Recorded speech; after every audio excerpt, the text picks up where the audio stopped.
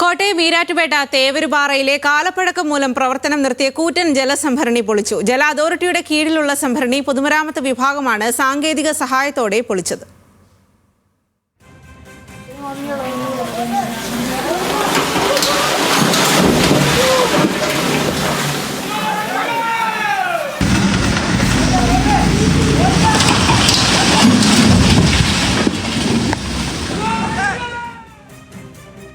ഗോകുൽ രമേശ്, എങ്ങനെയാണ് ജലസംഭരണി ഇപ്പോൾ പൊളിച്ചിരിക്കുന്നത്? 46 വർഷം പഴക്കമുള്ള ജലസംഭരണിയാണ്.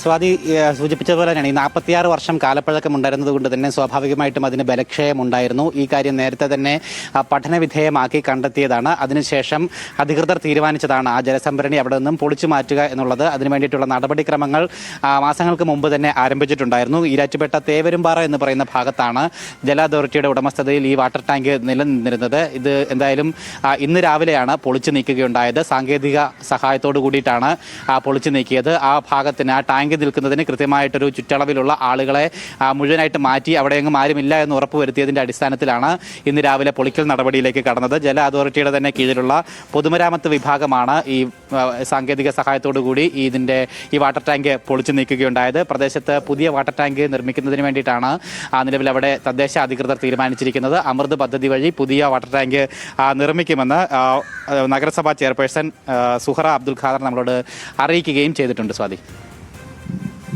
ഗോകുൽ, എത്ര സമയമെടുത്തു ഈ ഒരു വാട്ടർ ടാങ്ക് പൊളിക്കാനായിട്ട്? അതുപോലെ അതിൻ്റെ എങ്ങനെയാണ് സാങ്കേതിക വിദ്യകളൊക്കെ ഉപയോഗിച്ചത്? സ്വാതി, ഇതിൻ്റെ നടപടിക്രമങ്ങൾ ആരംഭിച്ചിട്ട് മാസങ്ങളായി എന്ന് തന്നെ പറയാം. വിവിധഘട്ട പഠനങ്ങളിലൂടെയാണ് ഇത്തരത്തിൽ ഇന്നിപ്പോൾ പൊളിക്കൽ നടപടിയിലേക്ക് എത്തിയത്.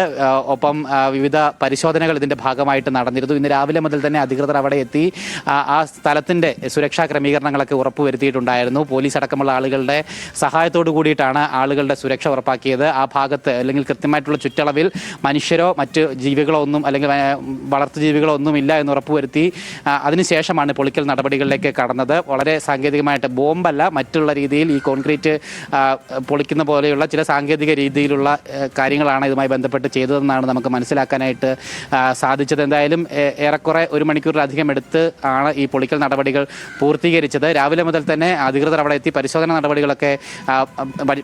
നടപടികളിലേക്ക് തന്നെ ഭാഗമാവുകയും ചെയ്തിട്ടുണ്ടായിരുന്നു. ഇനി ആ കോൺക്രീറ്റ് അവശിഷ്ടങ്ങൾ അവിടെ നിന്ന് മാറ്റുന്നതിനുള്ള നടപടികളാണ് സ്വീകരിച്ചിരിക്കുന്നത്. അത് എത്രയും വേഗം തന്നെ പൂർത്തിയാക്കാൻ സാധിക്കുമെന്നാണ് നഗരസഭാ അധികൃതർ അറിയിച്ചിരിക്കുന്നത്. അതിനുശേഷം ആ ഭാഗത്ത് തന്നെയാണ് പുതിയ വാട്ടർ ടാങ്ക് അമൃത് പദ്ധതി പ്രകാരം നിർമ്മിക്കുക എന്നുമാണ് നഗരസഭാ അധികൃതർ ഇപ്പോൾ അറിയിച്ചിരിക്കുന്നത്. എന്തായാലും മറ്റ് പ്രശ്നങ്ങളൊന്നും തന്നെ ഇല്ലാതെ അല്ലെങ്കിൽ മറ്റ് തടസ്സങ്ങളൊന്നും തന്നെ ഇല്ലാതെ ആ വാട്ടർ ടാങ്ക് കാലപ്പഴക്കം ചെന്ന ബലക്ഷയമുള്ള വാട്ടർ ടാങ്ക് പൊളിച്ചു നീക്കാൻ സാധിച്ചു എന്ന് തന്നെയാണ് നഗരസഭാ അധികൃതർ നമ്മളോട് അറിയിച്ചിരിക്കുന്നത്.